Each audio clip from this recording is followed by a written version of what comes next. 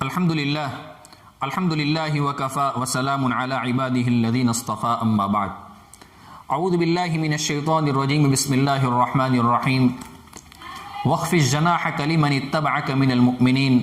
فإن عصوک فقل انی بریء مما تعملون صدق اللہ العظیم۔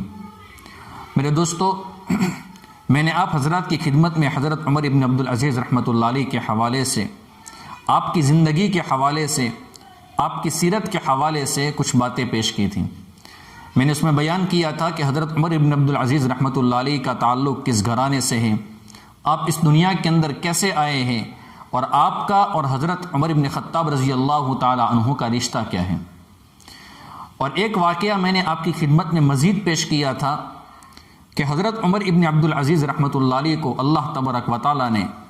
آخرت کی فکر کتنی دی تھی، آخرت کا شوق آپ کے اندر کتنا تھا، آخرت کا استحضار کتنا تھا۔ آج میں آپ کی خدمت میں حضرت عمر ابن عبدالعزیز رحمۃ اللہ علیہ کی سیرت کے اندر اور اس سیرت کے عنوان کے اوپر آپ کی ایک نمایاں صفت کو بیان کرتا ہوں کہ اللہ تبارک و تعالیٰ نے آپ کو تواضع، انکساری اور عاجزی بے حد عطا فرمائی تھی، اور یہ نعمت آپ کی زندگی کے اندر ہمیشہ رہی تھی۔ دنیا کے اندر میرے دوستو ہم دیکھتے ہیں کہ کسی بندے کو اللہ تبارک و تعالیٰ مال عطا فرما دیتے ہیں تو وہ بندہ بسا اوقات تو اس مال کی قدر کر لیتا ہے، اور بعض دفعہ وہ یوں سمجھتا ہے کہ یہ مال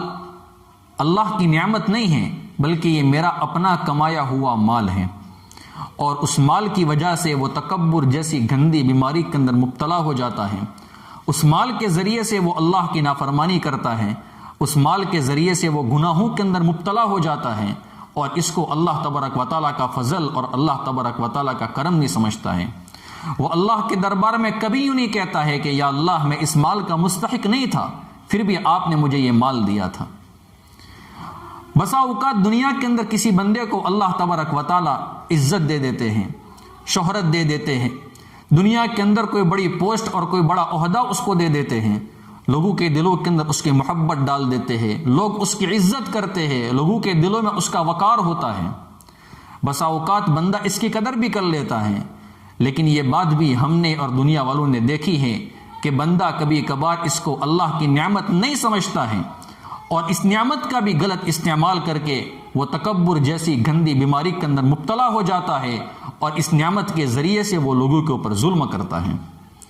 ہمارے سامنے حضرت عمر ابن عبدالعزیز رحمۃ اللہ علیہ کی سیرت موجود ہے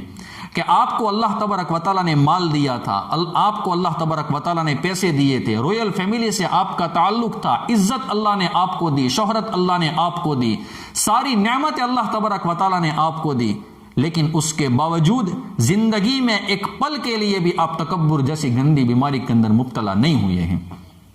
آپ کے اندر تواضع کتنی تھی، انکساری کتنی تھی، عاجزی کتنی تھی، اور آپ اپنے آپ کو کتنا چھوٹا سمجھتے تھے اور چھوٹا بتاتے تھے، اس کے متعلق میں ایک واقعہ آپ کی خدمت میں پیش کرتا ہوں۔ جب حضرت عمر ابن عبدالعزیز رحمۃ اللہ علیہ خلیفہ بنے، سلیمان ابن عبد الملک کا انتقال ہو گیا، اس کی دفن وغیرہ سے آپ فارغ ہو گئے، قبر میں ان کو دفن کر دیا گیا، تجہیز و تکفین کا سارا انتظام ہو گیا، تو آپ کھڑے تھے کہ آس پاس آپ نے تھر تھراہٹ کی آواز سنی کہ جیسے زمین کے اوپر کچھ لوگ چل رہے ہیں۔ تو آپ نے پوچھا کہ یہ آواز کیسی ہیں؟ تو لوگوں نے بتایا کہ حضرت یہ سرکاری سواریاں ہے، سرکاری گاڑیوں کی آواز ہے، اور یہ اس کی نقل و حرکت ہے۔ حضرت عمر ابن عبدالعزیز رحمۃ اللہ علیہ نے ان کی طرف دیکھا، اور ان لوگوں نے یہ بھی کہا کہ یہ سواریاں جو ہے وہ آپ کے لیے لائی گئی ہیں، یعنی آپ کی خدمت میں یہ ساری کی ساری چیزیں پیش کی جائے گی۔ حضرت عمر ابن عبدالعزیز رحمۃ اللہ علیہ نے ان کی طرف دیکھا، اور لرزتی ہوئی آواز کے اندر آپ نے ان کو یوں کہا کہ مالی ولہا نحوہا عنی بارک اللہ علیکم وقربوا لی بغلتی فإن لی فیہا بلاغا۔ میرا ان سواریوں سے کیا واسطہ ہے، میرا ان گاڑیوں سے کیا واسطہ ہے، ان سواریوں کو مجھ سے دور کر دو۔ ہاں میں اللہ تبارک و تعالیٰ کے دربار میں یوں دعا ضرور کرتا ہوں کہ اللہ تمہیں برکت عطا فرمائے، اور میرے لیے تو میری پرانی سواری، میرا جو خچر ہے وہی لے آؤ، اور میں اسی پر سوار ہو جاؤں گا۔ ابھی آپ خچر پر بیٹھنا ہی چاہتے تھے کہ ایک کمانڈر آیا جو سیکیورٹی کے لیے آپ کے پاس کھڑا تھا، اور اس کے دائیں بائیں بھی کچھ کمانڈر، کچھ نوجوان آ گئے جن کے ہاتھوں کے اندر چمکدار نیزے تھے،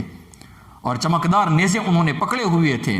حضرت عمر ابن عبدالعزیز رحمۃ اللہ علیہ نے ان کی طرف دیکھا اور فرمایا مجھے فوج وغیرہ کی ضرورت نہیں ہے، مجھے سیکیورٹی کی ضرورت نہیں ہے، مجھے ان پولیسوں کی ضرورت نہیں ہے کہ وہ میرے ساتھ چلے، میرا تو مزاج یہ ہے کہ میں تو عام مسلمانوں کی طرح کا ایک فرد ہوں، جس طرح عام آدمی صبح گھر سے نکلتا ہے شام کو لوٹ آتا ہے، اسی طرح میں بھی صبح کو نکلوں گا اور شام میں خود بخود واپس آ جاؤں گا۔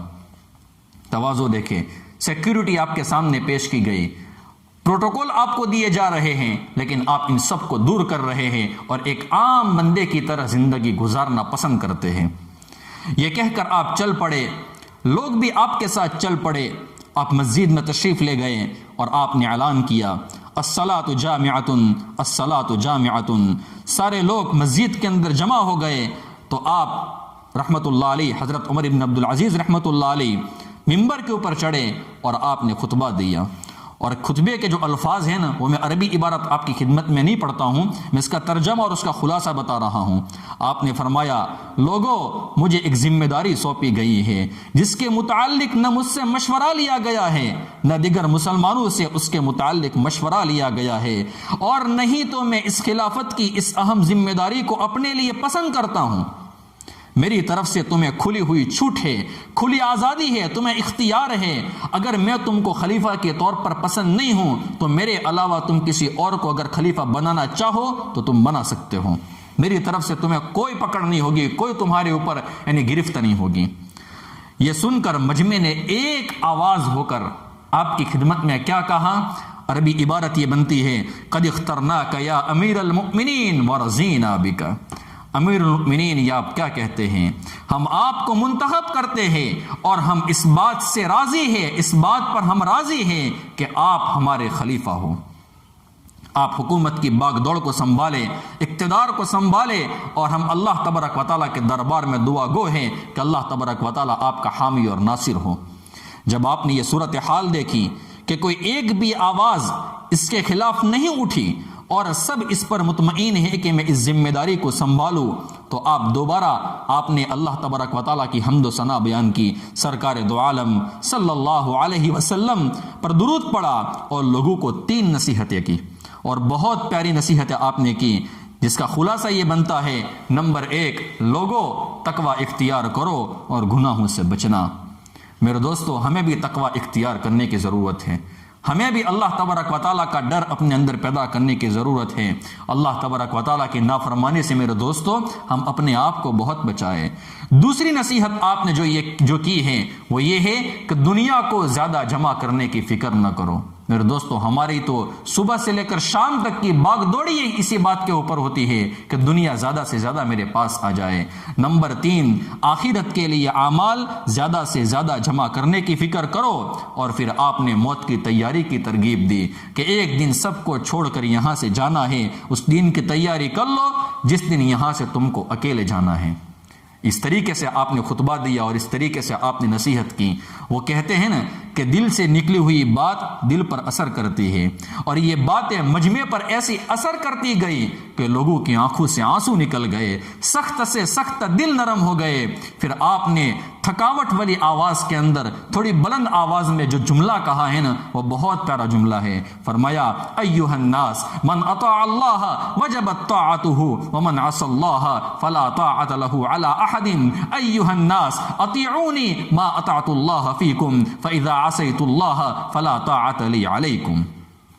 لوگو، جو حاکم اللہ کا فرما بردار ہو اس کا کہنا مانو، اور جو اللہ کا نافرمان ہو اس کی بات ماننے کی کوئی ضرورت نہیں ہے۔ لوگو سنو، جب تک میں اللہ تبارک و تعالیٰ کا فرما بردار ہوں تم میری بات مانتے رہنا، اور جب کبھی اللہ کی نافرمانی پر اتر آؤ تو تم میرے احکامات کو ٹھکرا دینا۔ اس کے بعد آپ ممبر سے نیچے اترے، اپنے گھر پر گئے، کمرے میں جا کر کچھ دیر کے لیے آپ نے آرام کیا، بستر پر لیٹ گئے۔ چونکہ آپ سلیمان ابن عبد الملک کی تجہیز و تکفین کے اندر موجود تھے، آپ تھک چکے تھے، اس لیے آپ نے آرام کر لیا۔ یہ واقعہ آدھا ہے، اور میں اس واقعے کو یہاں پر ہی بند کر لیتا ہوں. اگلا واقعہ میں انشاءاللہ آئندہ کلپ میں بیان کروں گا کہ اس کے بعد کا اہم واقعہ کیا ہے. جب آپ نے آرام کر لیا, آپ کے بیٹے آپ کے پاس آئے ہیں اور باپ بیٹے کے درمیان کیا بات چیت ہوئی ہے اور ان کا بیٹا کتنا نیک تھا, وہ میں انشاءاللہ میں آئندہ آپ کی خدمت میں پیش کروں گا. میرے دوستو, میں نے قرآن کریم کی آیت جو خطبے کے اندر پڑھی تھی اس میں اللہ تبارک و تعالیٰ ارشاد فرماتے ہیں وَخْفِضْ جَنَاحَكَ لِمَنِ اتَّبَعَكَ مِنَ الْمُؤْمِنِينَ, اور جو ایمان لے آئے ہیں اور آپ کی پیروی کرنے لگے ان کے ساتھ تواضع سے پیش آیا کیجیے. فَإِنْ عَصَوْكَ فَقُلْ إِنِّي بَرِيءٌ مِّمَّا تَعْمَلُونَ, پھر اگر وہ آپ کی نافرمانی کرے تو کہہ دیجئے کہ میں تمہارے کام سے بیزار ہوں. غور کیجئے کہ تواضع کس قدر اہمیت رکھتی ہیں کہ رسول اللہ صلی اللہ علیہ وسلم کو بھی اپنی امت کے ساتھ تواضع اختیار کرنے کا حکم دیا جا رہا ہے.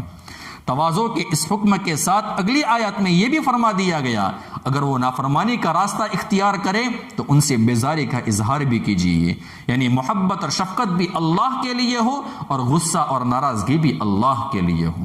اللہ کے رسول صلی اللہ علیہ وسلم نے تواضع کے بہت سارے فوائد اللہ کے نبی صلی اللہ علیہ وسلم نے احادیث مبارکہ کے اندر بیان فرمائے ہیں. میں ایک روایت آپ کی خدمت میں پیش کرتا ہوں. اللہ کے رسول صلی اللہ علیہ وسلم نے ارشاد فرمایا جس کا خلاصہ یہ بنتا ہے کہ جو انسان اپنے مال کو اللہ کے راستے میں صدقہ کرتا ہے اللہ تبارک و تعالیٰ اس مال کو کم نہیں ہونے دیتے ہیں بلکہ بڑھا دیتے ہیں, برکت دیتے ہیں. جو بندہ اپنے اوپر ہونے والے ظلم کو اور ظالموں کو معاف کر دیتا ہے اللہ تبارک و تعالیٰ اس کو مزید عزت عطا فرماتے ہیں. اور جو انسان اللہ کے لیے تواضع اختیار کرتا ہے اللہ تبارک و تعالیٰ اس کو اتنا ہی بلند کرتے ہیں. اللہ تبارک و تعالیٰ ان اوصاف حمیدہ سے ہمیں آراستہ فرمائے اور اخلاق رذیلہ سے اللہ تبارک و تعالیٰ ہم سب کی حفاظت فرمائے. حضرت عمر بن عبدالعزیز رحمۃ اللہ علیہ کو ہماری طرف سے پوری امت کی طرف سے بہترین بدلہ عطا فرمائے اور ہمارا حشر بھی انہی نیک لوگوں کے ساتھ اللہ تبارک و تعالیٰ فرمائے. آمین یا رب العالمین. وآخر دعوانا ان الحمد للہ رب العالمین.